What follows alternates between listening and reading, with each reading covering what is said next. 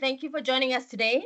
And before we begin, allow me to introduce myself. My name is Yvonne, and I take care of standards and process in TAPA APAC. Today, I'm very glad to be the host for this webinar. And alongside with me, I have Mr. Tony Luck, Chairman of TAPA APAC, and two experts in their domain, Mr. Amit Jayakumar and Mr. Christian, I will leave and Amit, I'll leave the introduction to you or for you guys in a while. Okay, so today it marks a very special day for TAPA APAC as we launch a framework, the BCP Business Continuity Planning Standards for TAPA APAC, which adds on to the entire suite of programs that TAPA APAC has designed for the industry to help protect transported assets and ensure operational excellence across the supply chain. So as we all know that supply chain right now is facing increasing volatility, from pandemics to geopolitical conflicts to natural disasters, you name it. And so business continuity now is no longer a nice to have, but a very strategic imperative. So as a follow-on to our risk assessment standard that we already have, right now our members can not only do a proper risk assessment, they can also now learn and adapt and implement the business continuity planning standards into their region. So without further ado, I will pass the mic over to Mr. Tony Luck, Chairman of TAPA APAC, with the welcome address and talk to you guys more about the program. Yvonne, thank you very much for that opening. Ladies and gentlemen, thank you. Good morning and good afternoon, and anyone that stayed up late in the US, good evening. For those of you that are not TAPA members, let me just quickly give you a short brief of what TAPA is. TAPA is the Transported Asset Protection Association, originally set up in 1997 in the US to address losses within the supply chain. But over the years, TAPA has decided to move with the boardroom discussions and also include some of those areas which are impacting us today. As Yvonne said, if you look at our journey, it is our 25th year in Asia Pacific. If you look at our journey, you will see in a moment that I'll explain a complete roadmap of standards that we have. Currently in Asia Pacific, we're coming up for, actually these figures need to be updated, we're coming up to 950 entities across Asia Pacific, and that's the increase we've had in new members. Over 2,000 certified trucks, so anyone that's shipping TAPA products should always be using a certified truck. There's 850 certified facilities, and more importantly, in terms of training and development, we've trained over 2,000 people in recent years. If I look at that over 25 years, we've probably trained, I don't know, 30,000 people over the years. Okay, so let's go to the next slide. So remember what I said, TAPA was set up to address the needs in the supply chain. And by doing that, what we do, we have back-to-back contractual requirements. So what we do, we take our standards and then we put those into a contractual requirement. Anyone falling below that contractual requirement basically is liable. And that was done to really address the issues within the supply chain, where Warsaw Convention, etc., we're only paying a very fraction of the loss, and obviously the manufacturers could not afford that any longer. Anyway, to help that whole process, TAPA has put together this whole range of tools. Now, when I say they're tools, they're actually tools which were put together at the working level. So whilst we have academics on the working group, we also have people who are doing this on a day-to-day basis. Now, why is that different from an ISO standard? With an ISO standard, you have a framework agreement and you put your documentation together, but invariably you don't always get down to that working level, which is where you have your problems. And what TAPA has done, we've managed to put standards together which actually impact the working level. So if you put your TAPA standard into place, you'll automatically see an improvement on your operational process. Now, as Yvonne was saying, if you look at some of the issues that we saw during COVID, 68% of companies didn't even have a BCP plan in place, which was significant. And if you remember back, those of you that were TAPA members during that time, TAPA actually gave free training to the whole industry, whether you're TAPA members or not, to help companies recover. But when we started to look at the whole root cause of that, what it boiled down to was that despite the fact that everyone talks about risk assessment, despite the fact that we're meant to be doing it on a regular basis, when we started to look at the evidence, when we got the feedback from our members, we suddenly saw there was no risk assessment. And of course, without the risk assessment, the BCP would never, ever come. So as Yvonne was saying, where you see that the risk assessment has now been introduced into TAPA, the BCP is an automatic roll-on or progression from that. You can also see that we launched the cybersecurity standard this year, the brand protection standards underway, the guarding security standard. So again, if you're not using guarding security standards, you should be. Don't assume that your guard knows everything about TAPA, knows everything about supply chain security. You should put that into your bidding documents when you're doing that. And later on this year, we will develop the scrap management standard.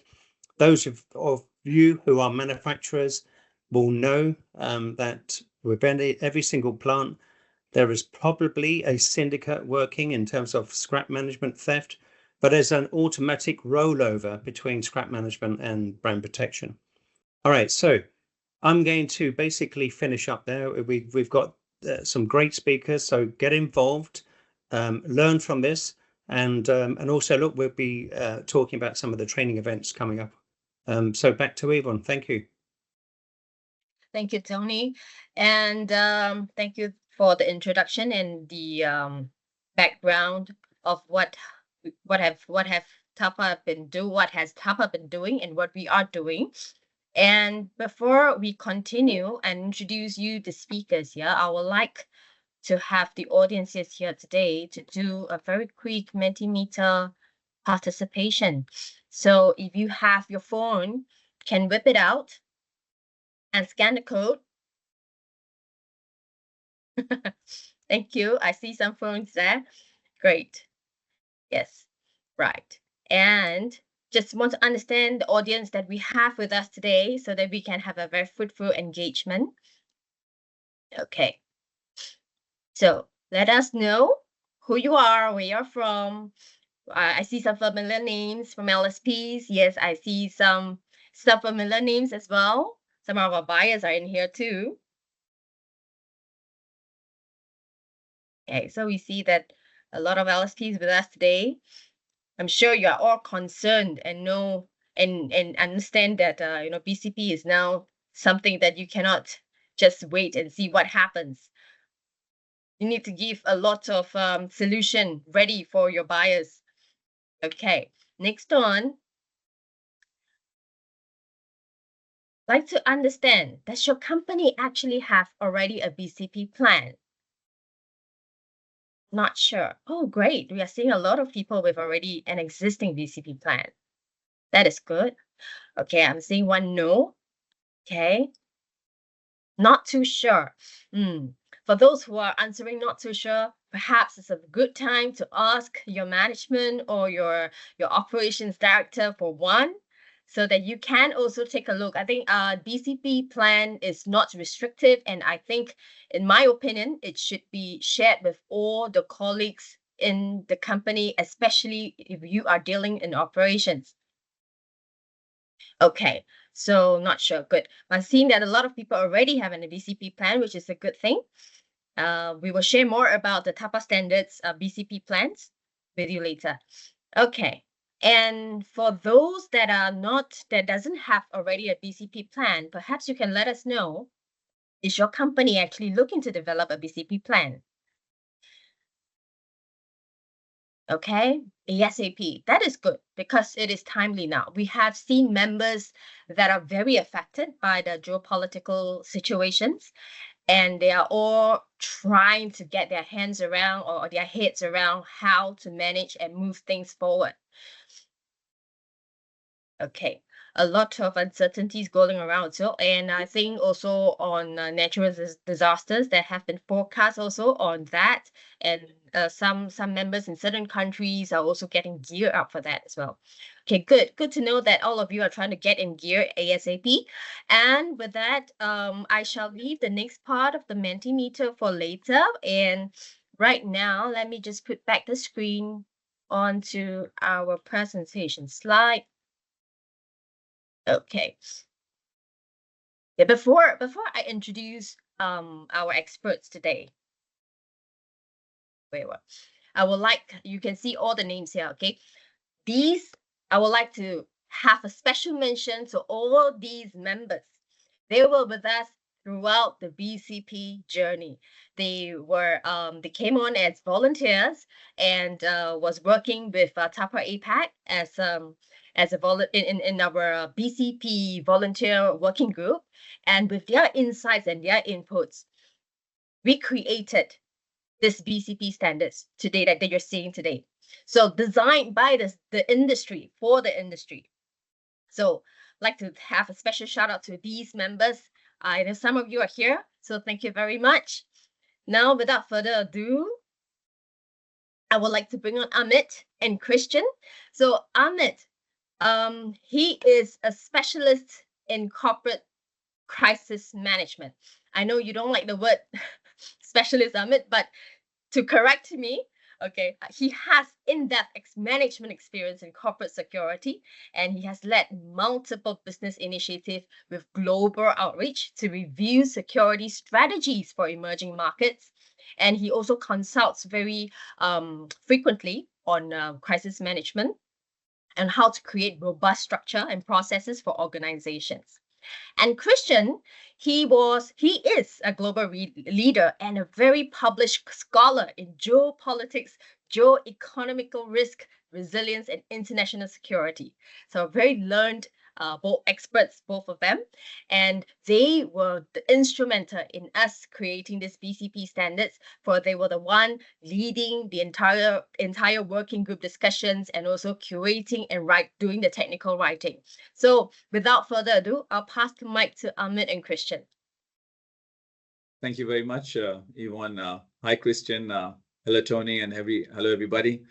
Yvonne, that was a really heavy introduction you've given for Christian and myself. I'm sure Christian will live up to it. I hope I'm able to do justice. So firstly, I'm deeply honored to have this opportunity to be able to contribute to this exceptionally great standard, which has been written by Christian and the entire working group together. I would like to thank TAPA, Tony, you in specific, to have given this opportunity, and I feel amazing to be a part of such a great standard and the way you guys went about it. So Christian, maybe you can say a couple of words and then I can dive deep into our rehearsed script.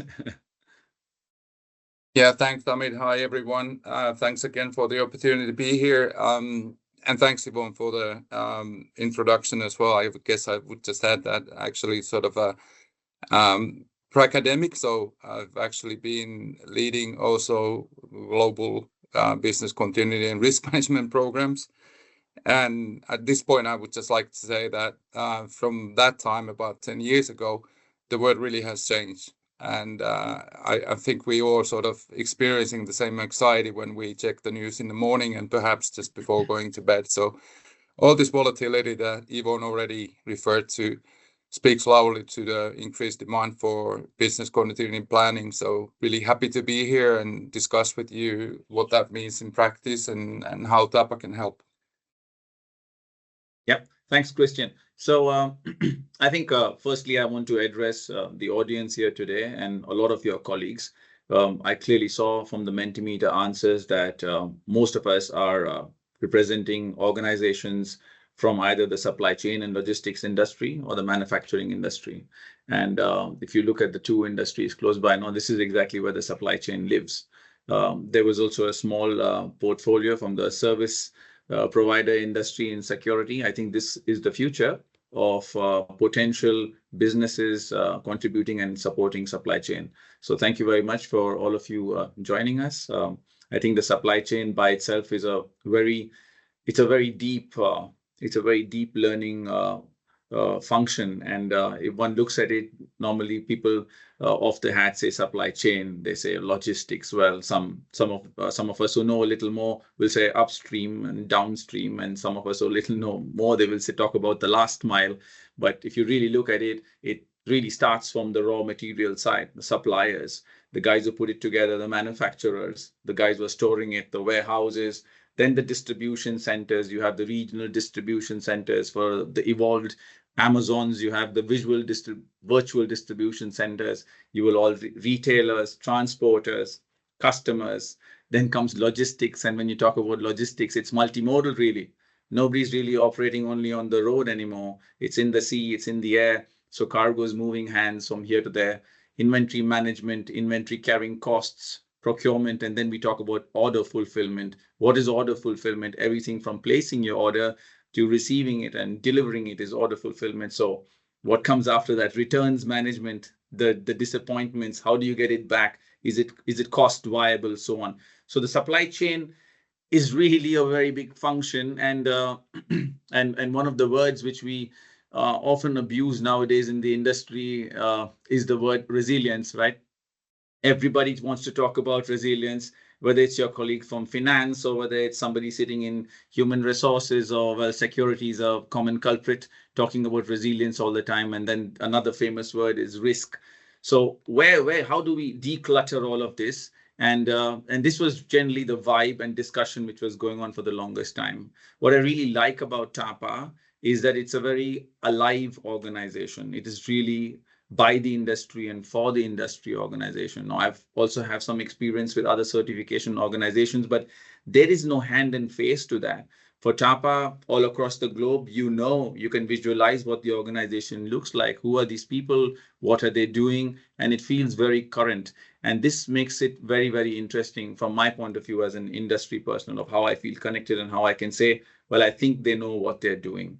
So maybe a little bit background of the story of how we really got together, because in this launch event, we are really not going to be doing any teaching to all of you guys. Most of you are industry experts here, and probably you want to spend a little time trying to understand how did we come together? How did we conceive this really? So I think it was the fall of 2023. I was driving down somewhere in Stuttgart and I got a call from Tony when he said that there are a couple of hot topics, and he said, "Where are you?" And I said, "I'm in my car." And he's like, "For God's sake, where are you?" And then this is how the discussion began. And when we got in touch with Christian, so that's where we started. We had a handful of ideas which were very current, which were very hot. And we understood that supply chain was something which badly needed some help. Also because of leadership nowadays not being very core competence. You have leaders from a variety of fields who think, well, they know a little bit of this and a little bit of that, but supply chain really is science. It's a very scientific, it's all calculation. It's a lot of math. So therefore you need to have experts on this. And that's how we homed on to this as a topic. And we identified that this is a need which we wanted to beef up. And then somewhere, I think last year in the spring of 2024, Christian was traveling to Australia, and then we got him to break his journey in Singapore. I was also in Singapore there, and we got together then with TAPA and put our heads together really, where we said, now we have a real need, a solid topic which needs to be addressed. But how do we get this thing to materialize? And then we had a lot of discussion, and this was a bit stressful because we all came with our own ideas and we wanted to find a way which works for everyone. Please try and understand, I think it's very important of how TAPA APAC and the APAC region is placed in the global context as of today. APAC, I'm greetings, by the way, from Stuttgart. I'm talking out of Europe. APAC right now, in my view, is the epicenter of where the global movement is happening, right? Everybody is talking about the global south and the global north, but this is where everything is happening. All the ships are moving through here. All the manufacturing is happening through here. This is where you get your cost effectiveness and so on. And so therefore, this became a very relevant region and a very relevant topic at a relevant time. So relevance was very globally, very, very globally important. Everybody is watching what APAC is doing.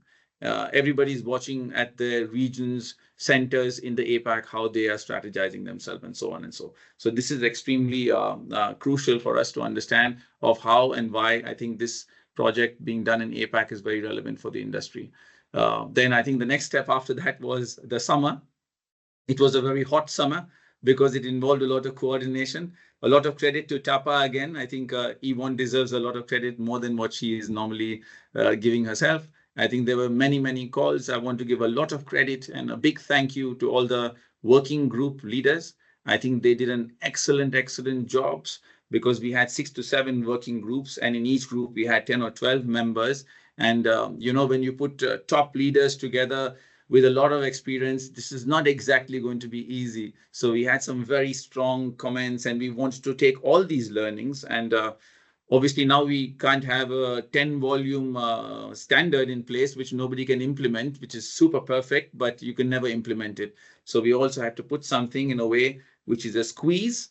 We can give blueprints, because we all love blueprints, don't we?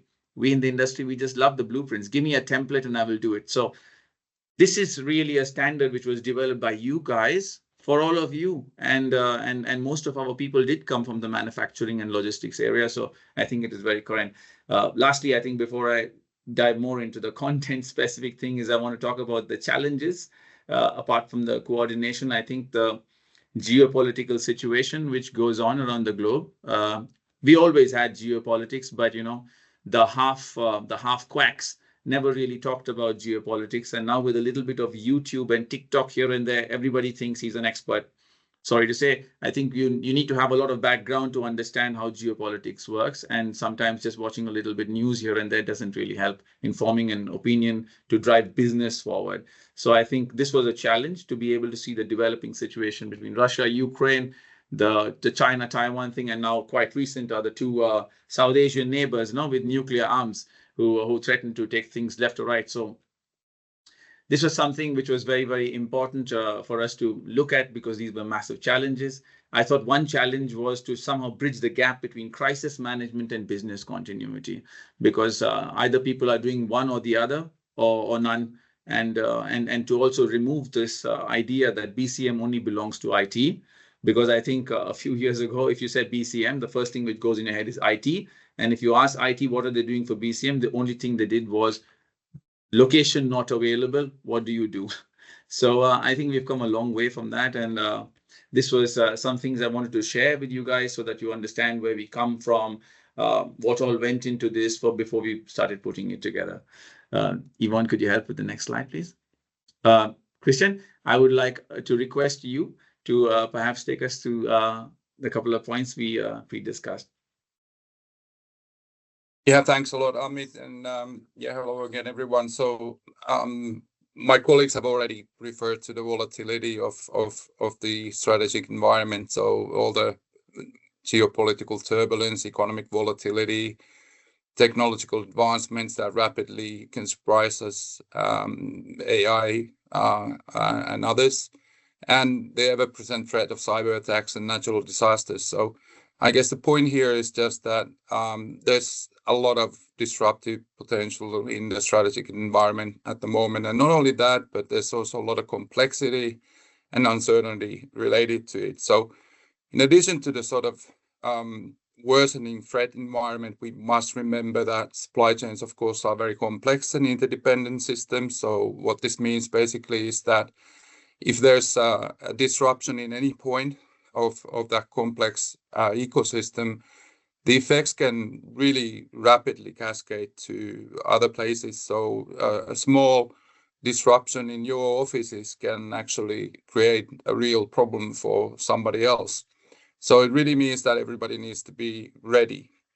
The other thing is that it's also changing, or in terms of increasing demands, is that because of this volatility and uncertainty, of course, business organizations around the world demand from their suppliers and they partners more and more robustness in terms of resilience. But also governments are getting into that. So economic security has become the sort of new paradigm around the world, and we are aware of different export and import controls. There are sanctions, of course, applied to many parties, and a number of other measures that governments are taking to ensure the resilience of supply chains from their national security point of view. So, that sort of demand is also growing. It's not just that the strategic environment is getting more challenging.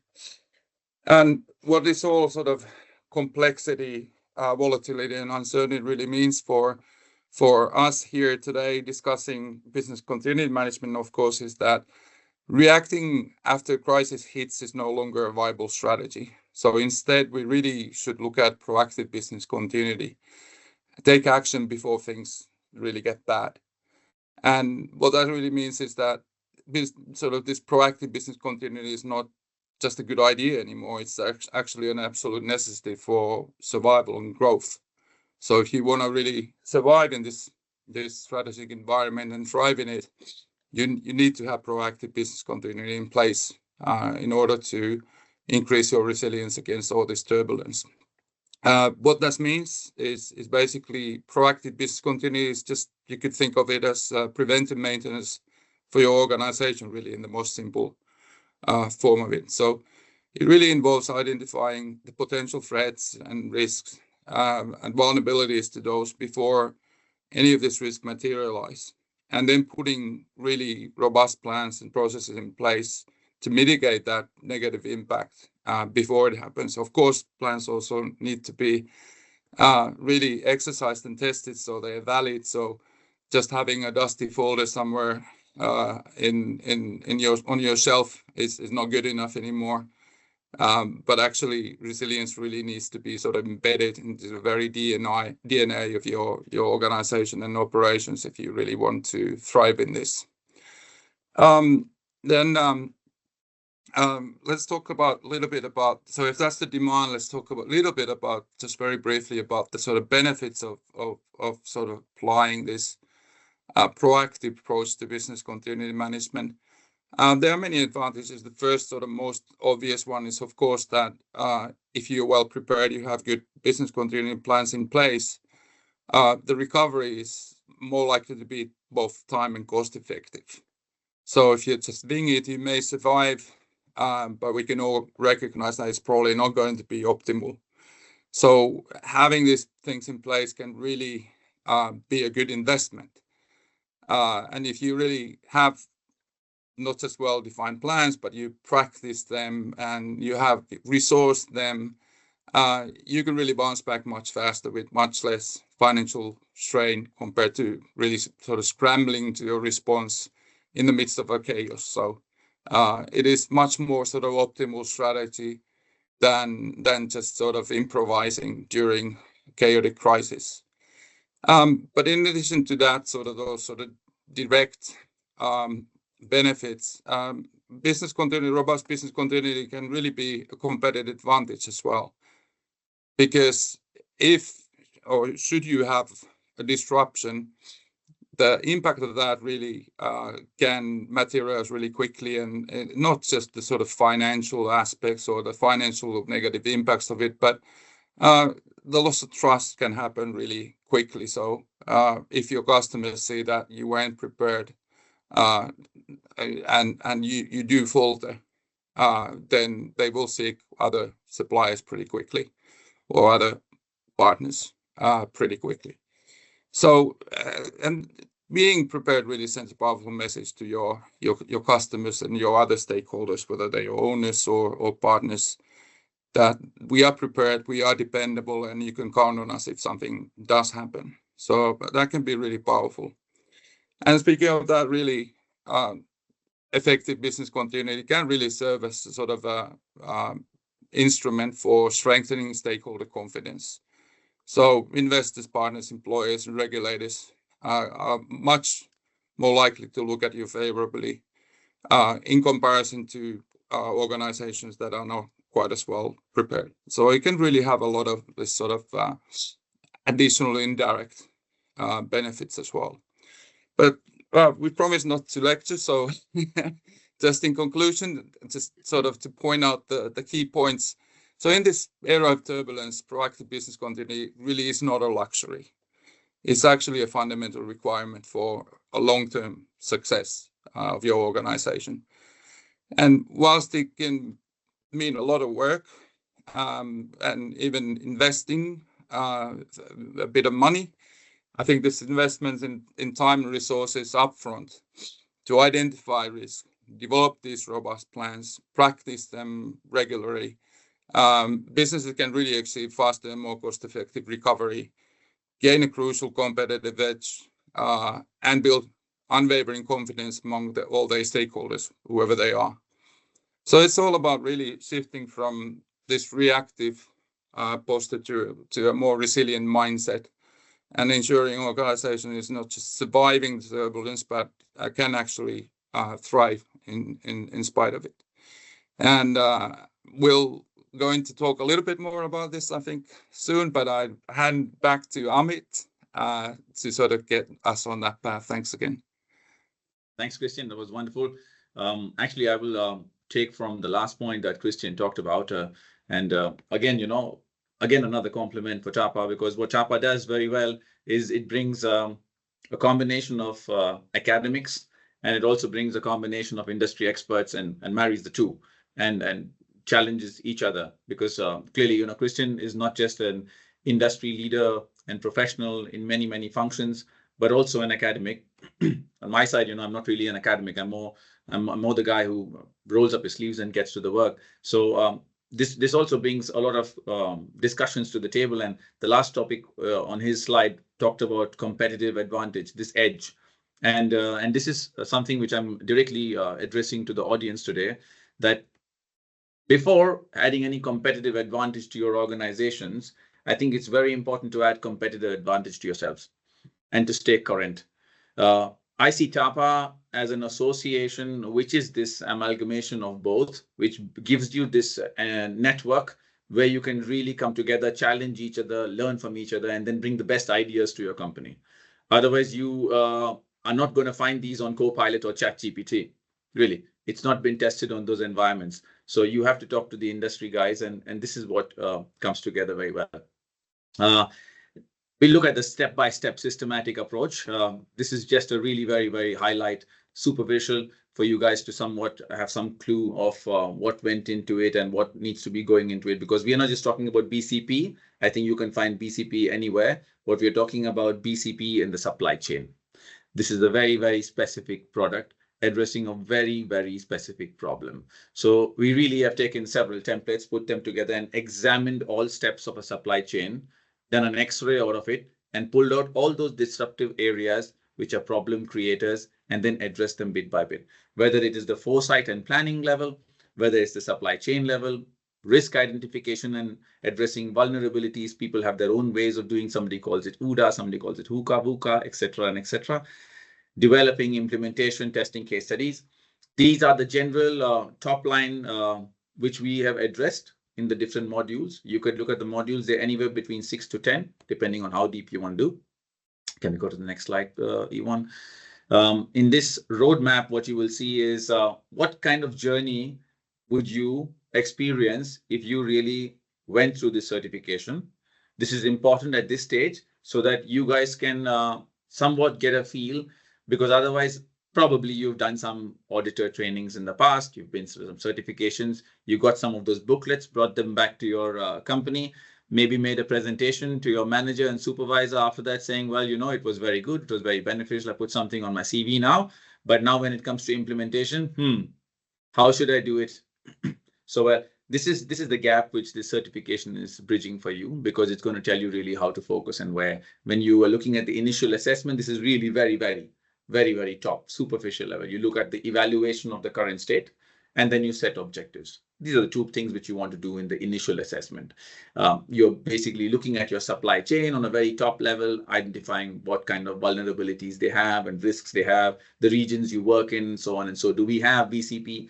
We don't have BCP. Okay, we have BCP in a supply chain, but it's limited only to the computers which are being used in the supply chain. Not really talk to the suppliers, not really talk to the second tier, third tier, and fourth tier. For instance, I work with one of the massive global automotive giant companies, and the average turnover time to change one of our first tier suppliers is 5 years. We need 5 years. So you see, you got to be planned at least 10 years in advance before something goes tits up. So if you look at the next thing, it talks about risk recognition and analysis. Here you go a little deeper. you identify risks. And this is what we are talking about in our framework that we have developed.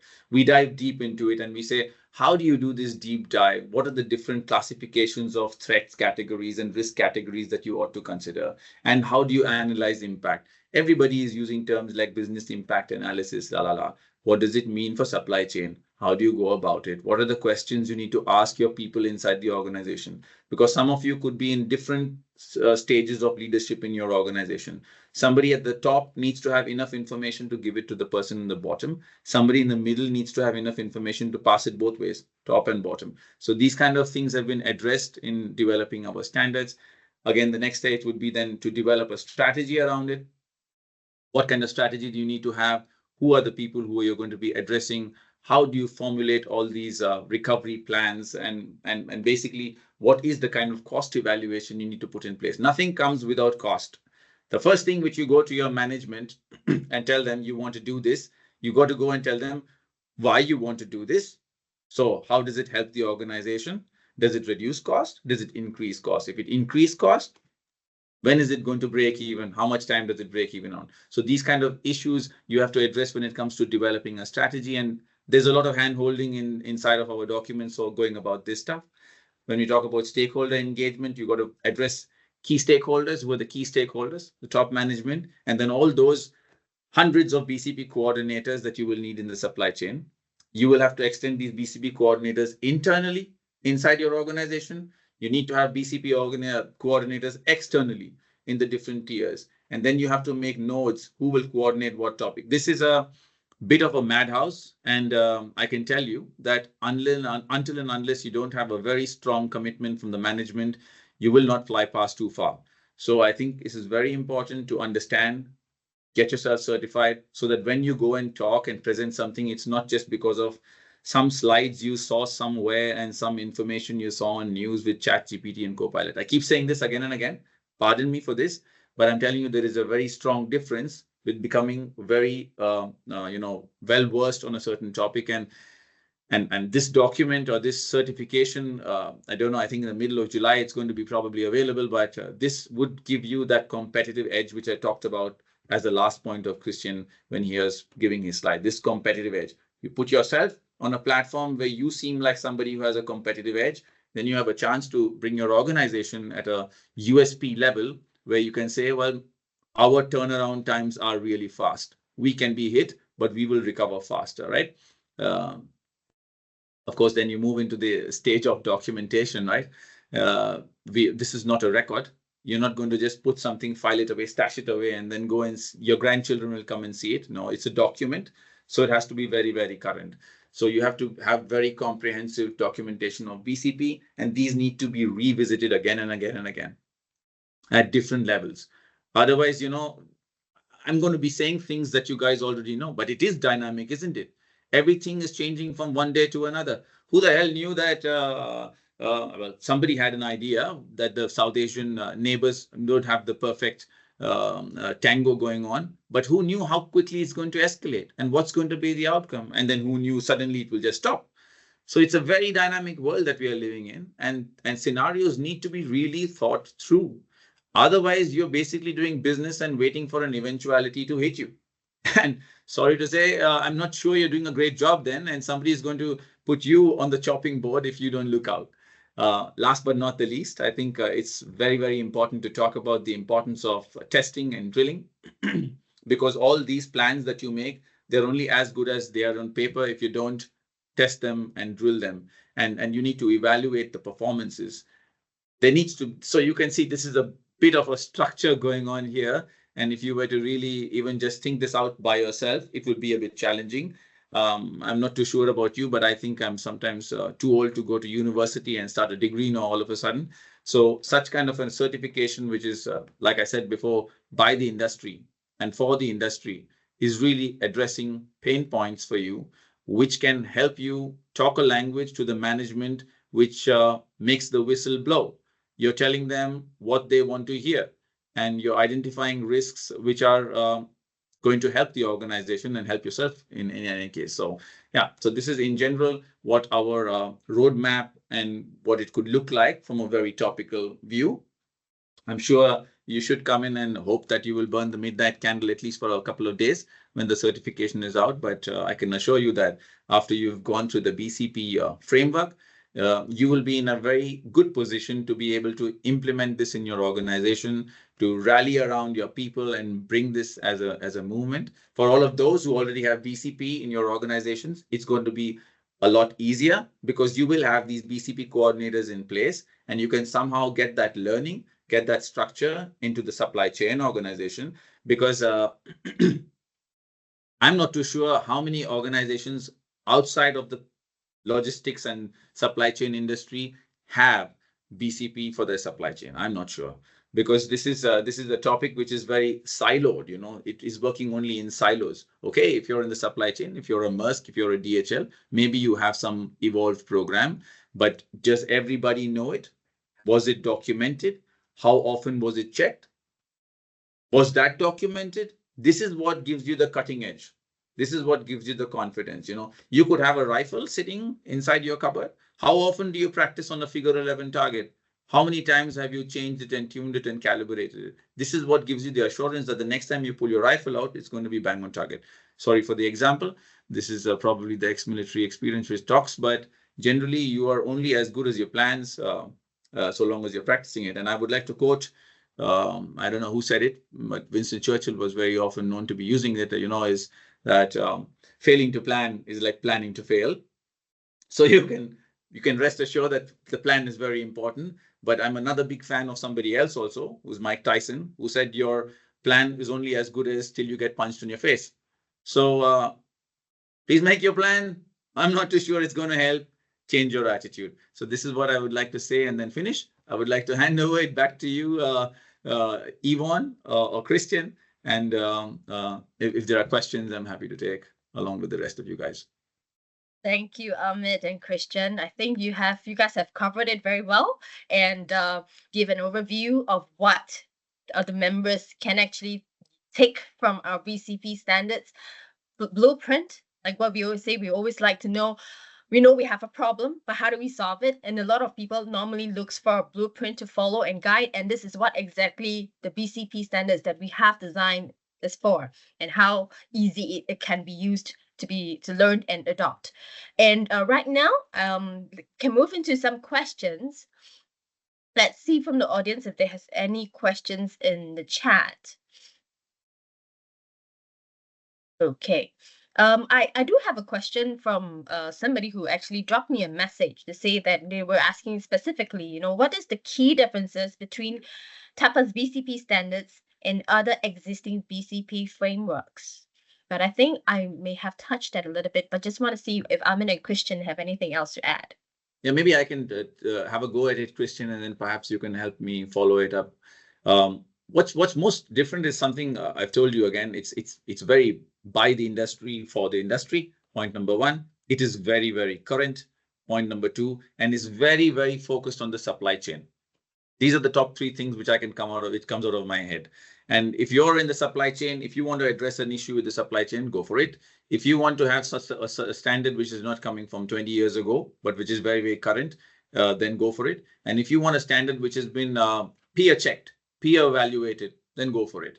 And we are happy to share probably at some point, Yvonne, more about the working groups and the project teams, a little more than a slide with the wonderful company names, because then people also can network with these colleagues and understand how it works. This is very real, guys. We didn't just make this shit up. Christian? Yeah, I love the last comment. Not much to add. Just that maybe to add that you know, standards can be a bit daunting sometimes, of course. But there's a clear benefit, of course, having a structure as well. So also speaking from experience, if you just try to sort of scramble it together somehow, it's going to be a lot more work actually than following the standard in the end of the day. So we always think we will look at the standard and go, oh my God, this is a lot of work. But I can pretty much promise it's going to be even more work if you just try to scramble it together yourself. And you can of course adjust things to your and must adjust things to your organization, but following a structure can be very helpful. That's all I would probably say at this point. Okay, and we have also a question from Majon. Majon is asking, how long would it take to create an end-to-end BCP for a manufacturer? What would your advice be? Look, this is a really great question, no? But it's like asking me to re-describe Darwin's theory of evolution. You see, it's going to be all relevant with where your organization is in its journey of BCP. It depends on other factors like what kind of organization do you have?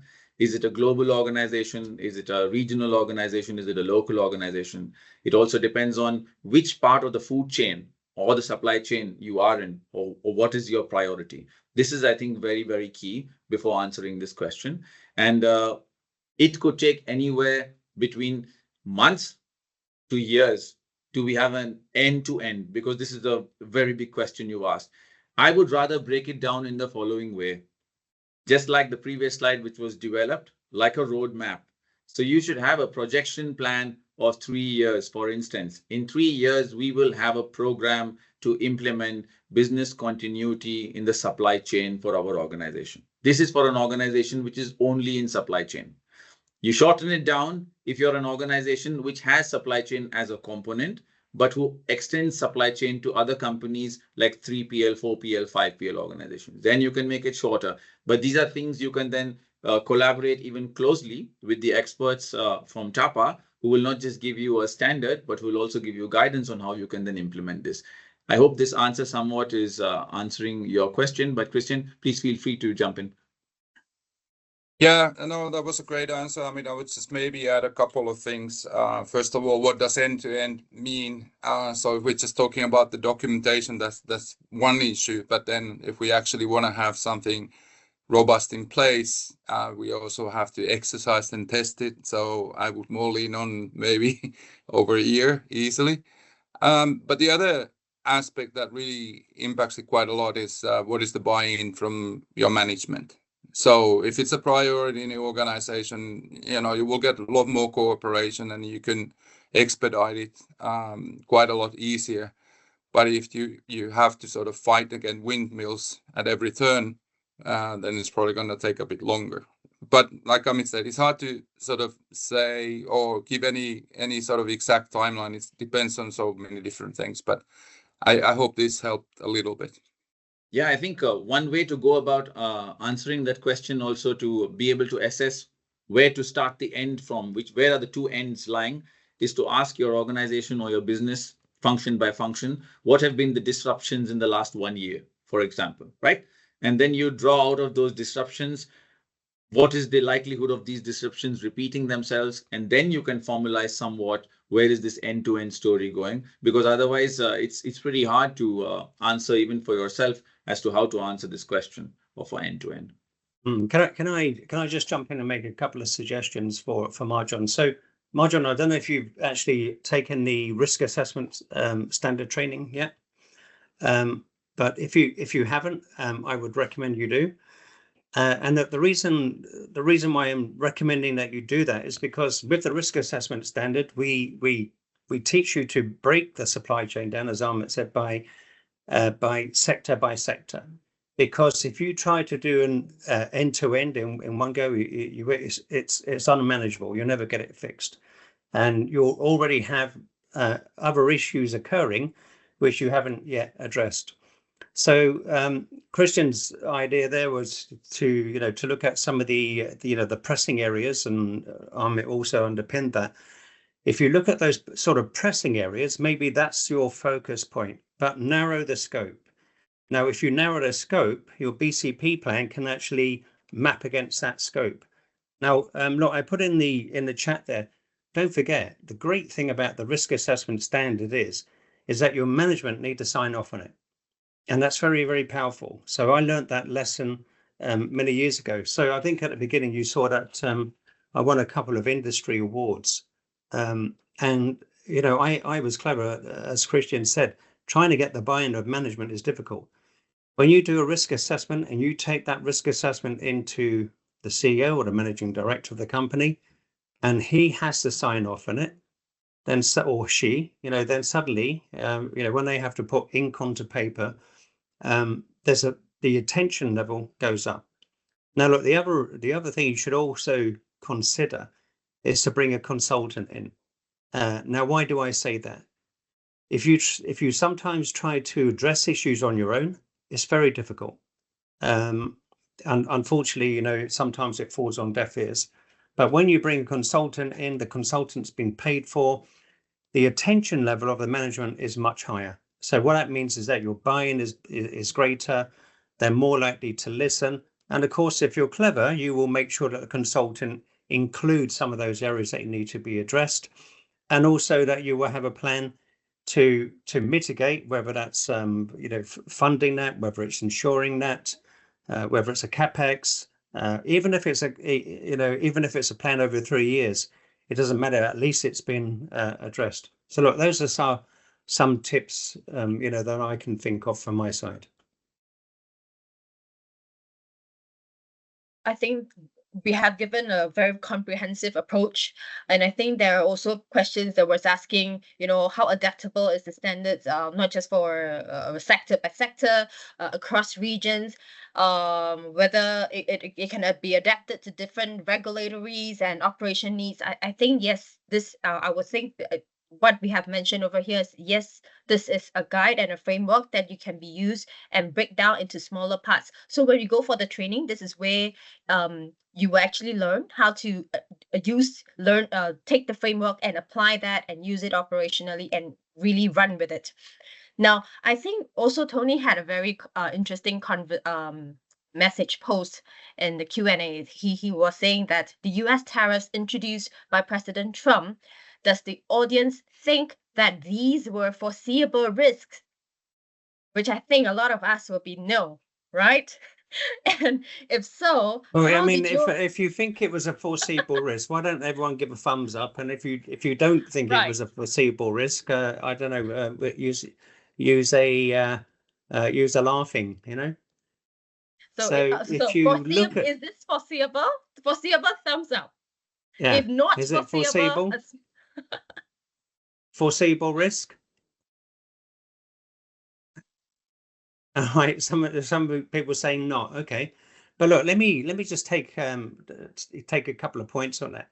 If you look at Trump, even when he was a Democrat, he was already talking about tariffs, and we know that when in Trump version 1, tariffs, and his whole election manifesto was all about tariffs. So when it came in, suddenly everyone's like surprised. Oh, this has happened. For me, it was a foreseeable risk. So the question to everyone is, if you know it was a foreseeable risk, at what stage did you put your BC plan into place? Because on the day he got elected, your BC plan should be activated. You should have been talking to all your suppliers. You should have been looking at what your suppliers will do if the tariffs are introduced, and of course they were introduced. And of course, look, some people are saying, he's a guy out of control. He's not a guy out of control. He's very clever in terms of negotiating skills. He's gone high.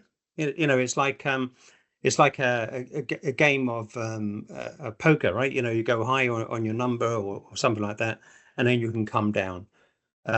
If you start off too low, it's very difficult to go up. So he's gone in high, to really make a point and to bring people to the negotiating table faster. So if we understand the mindset of that geopolitical issue, and Ahmet was saying, there's a lot of people who are now self-appointed experts on the matter. And I don't suppose any of us are trying to be total experts on that. But what I'm trying to say is that if you look at that focus and you understand what Trump is trying to do, then the other side of the coin should be, what are we going to do to offset that? Because when I went, I presented at a company recently, and I looked around the room and I said, hey guys, surely you've already been out to all your suppliers and you've asked them for what is their plan. And suddenly everyone went, oh, we should have done that. And that's what I hadn't done. I hadn't gone out to all their suppliers and saying, hey, if the tariffs come in place, what is the plan for China? What is the plan for Vietnam, etc., and so on and so forth? Because had that been done, there are very smart companies out there that already pulled ahead, and they knew that the tariff negotiations would probably take 3 months. And it would take about 3 months to settle, and then of course the supply chain will go back to its sort of normal complex self, as Christian said earlier. So again, I think there's a lot of things that we should be looking at. Again, it shouldn't have caught anyone by surprise. We should be constantly looking at this, as Christian said, re-evaluating what your risk is. It's not something that's a one-time project and you create a nice pack and you put it on the shelf. This is a continuous process, and of course this is eventually how we create zero failure supply chains, because we're already ahead of the curve. Okay, back to Yvonne. Thank you, Tony, on that. Well, I do have heard members who are having urgent meetings very frequently, very often, to make sure that they have things covered, that their BCP is comprehensive enough. Yeah, so there has been, I would say, a lot of reactive actions on the ground. But I think now that, as what Amit and Christian has said, a proactive approach will be a better one. So make sure that you have done the exercise, and you'll probably be a little bit more at ease, not 100%, but at least you know that you have already fallback plans, and that's what business continuity is about. Then last but not least, I would like to hear from you. I appreciate that you can scan here and give us some feedback on the event today. This will be very valuable to us, as it can help us to curate more exciting events and programs upcoming. And for this year, and as for always, every year we're stepping up with more and more events in activities and programs. So stay tuned to our socials on LinkedIn and our website. And of course, to all the EDMs that we have, the marketing team has prepared and shared to you. And notwithstanding, today, this year is our 25th year. And so we have a lot of exciting programs for our annual conference. So do stay tuned for that. We look forward to your participation. Okay, so last but not least, I think we are done for here today. And so thank you once again. And I wish everyone a great rest of the day. And I look forward to seeing you at our next activity. Thank you.